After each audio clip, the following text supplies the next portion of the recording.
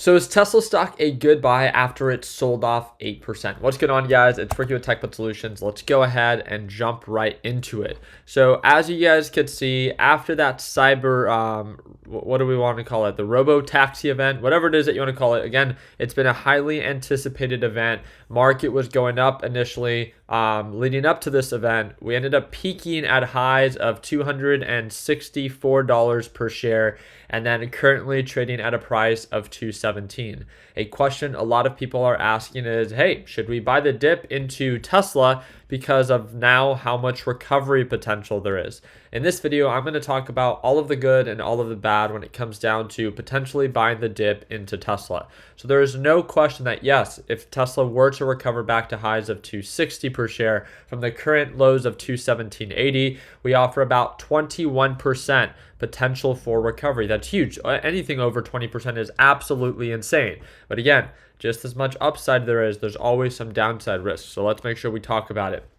Based off of previous lows, it tends to have a common support range right around 180 to maybe 190. You're looking at a 12 to maybe even a 17% more of potential downside. And that's the reminder that I love to share with our beginner traders that are part of LPP, is that the cheap can always get cheaper. Yes, Tesla did sell off in one day 8%, but who's to say that it can't sell off more? I mean, I think Boeing is a really great example of this. After selling off, people thought that was the bottom. There was a false reversal, and then it continued to sell off as more bad news followed. The market sentiment for Boeing right now is relatively pretty bearish. Again, lower lows and lower highs. Now, again, you're never going to be able to predict the stock perfectly, but it's all about putting yourself in a position to succeed. Making sure that if you are aware that it might be a little too early and there's still some more sell-off potential, that you do yourself a favor and that you wait for those better deals to present themselves.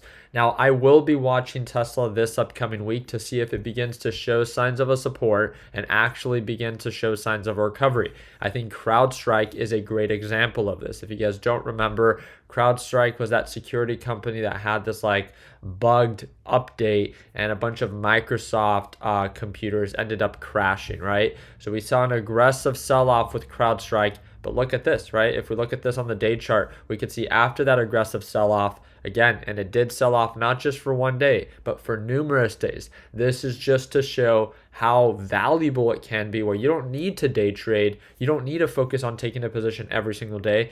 You could simply wait for these, big opportunities to present themselves where there's a lot of selling pressure that gets factored in, and then the stock begins to recover, because from overall lows of 200 to overall highs of 321, this stock has recovered 58% already. But let's say that again, you didn't get in at the bottom. You got in when it began to indicate signs of a potential reversal. Maybe you're someone that likes to trade off of the EMA. Well, from the break above the EMA to the current price level, that's still 31%. And we have this saying within my LPP team. I would rather be late to a rally than early to a sell-off. And what that means is if you want to be early to a stock continuously selling off, then sure, buy the dip blindly. But again, you're being early to a sell-off. Therefore, it could continue to sell off, and the cheap can always get cheaper. Or would you rather be late to a rally? Yes, you didn't buy it at the lowest price point. You're a little bit late on this rally, but guess what? You're getting in when there's actual indication of an uptrend, and I think that's what's most important. It all comes down to, what position you are as a trader. If you often find yourself entering a trade too early, then I believe it might be in your best interest to try to build a healthy habit of waiting for more indication of an uptrend rather than hoping for an indication of an uptrend. And I'm sure a lot of you guys will know exactly what I mean. But with that being said, let's go ahead and talk about it. Well, what exactly, if we were to buy the dip into Tesla, what would it offer? And again, this is something that we share with our LPP team all the time. We share with them our risk to reward ratio calculator. This allows a beginner to be able to plan out their stock, their entry, their exit, their stop loss, and their risk to reward ratio to make sure that it aligns based off of whatever success rate it is that you have.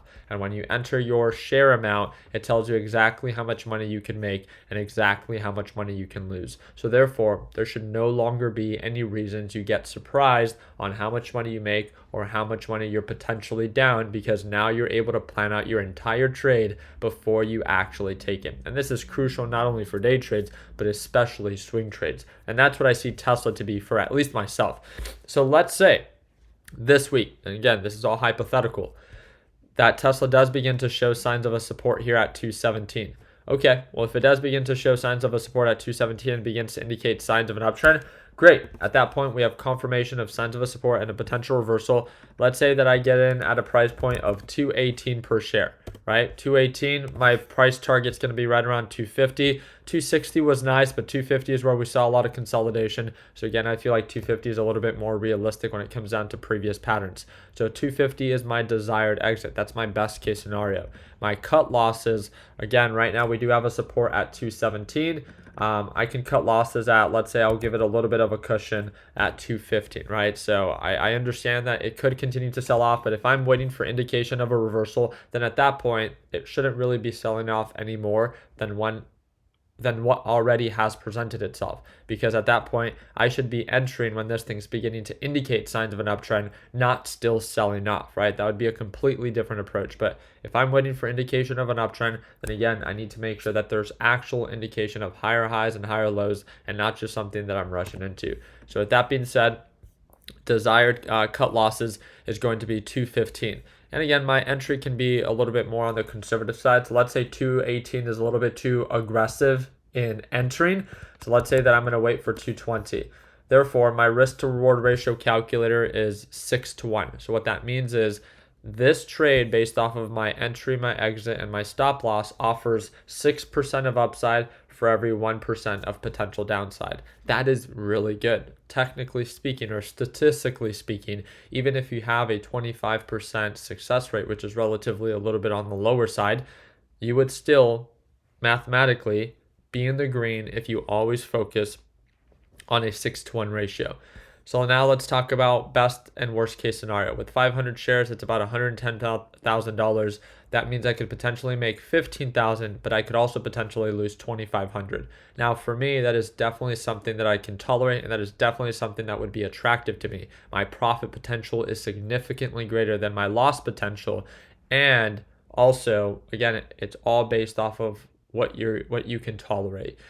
If you trade with a much less capital and you see this $2,500 loss right off the bat, you might be like, whoa, like I would not be comfortable losing that. And that's great, right? Based off of your trading style, your experience, and what you can tolerate, you shouldn't put yourself in a position in which you can't tolerate, right? And I think that's the great thing about you setting up your own plan for your own trade, is that you get to see before you actually take it the best and worst case scenario. So if you see a red figure that you do not tolerate nor do want to put up with, then at that point, again, it would be a realization that you either need to change your trade plan or simply not take the trade at all, because it's not a position that you will put yourself in where you're likely to succeed, right? Because if you do end up experiencing that loss, are you going to be devastated, discouraged, or worse, are you going to bag hold and emotionally not want to cut losses? That would be the worst case scenario. So again, the goal would be on this one, let's say it does begin to indicate signs of an uptrend. We begin to enter right around 220 per share, and our desired exit would be right around 250. That profit potential is right around 13%. And of course, if it ends up going back to make new lows, cut losses right around 215. Now, again, I am very aware that this thing is still indicating signs of a strong descending pattern, and that's why I wanted to use CrowdStrike and Boeing as an example, that when the first part of the negative news ended up coming out, it didn't just sell off for 1 day or 2 days. I mean, it sold off for a long period of time to then eventually begin to show signs of an actual reversal, right? The same thing when it came down to Boeing. Boeing has been selling off not just for a short period of time, but it also really hasn't recovered. So I wanted to show you both case scenarios where In one instance, it does begin to recover. It's showing signs of recovery when it comes down to CrowdStrike.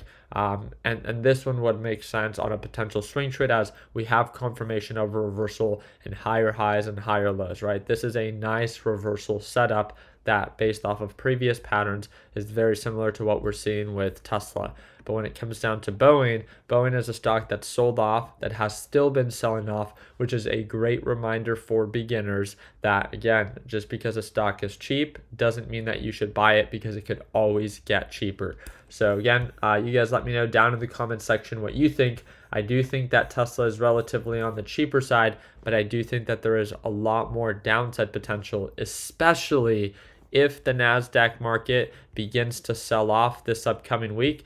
NASDAQ and S&P 500 are relatively at all-time highs. So if markets do begin to pull on back, you cannot be surprised that Tesla will most likely sell off with the rest of the market and continue to make new lows. Another great reminder to, again, wait for those opportunities to present themselves, and a very simple message of why are you in a rush to overpay? Stay patient, stay calculated, allow those deals to present themselves, and when they do, then you can choose to strike. Of course, after you formulate your trade plan that aligns with your risk to reward ratio calculator. So you guys let me know down in the comment section what you think. I really like making videos like this for you guys. If you guys want to see more videos like this, all I literally ask you to do is to drop a thumbs up. I hope to see you for our live trading session. And if you ever want to tune on in, I trade live every single morning, Monday through Friday, right when the market opens. And it's the second link in the description down below whenever you feel ready to tune on in. Like always, let's make sure that we end the year on a green note. Take care, team.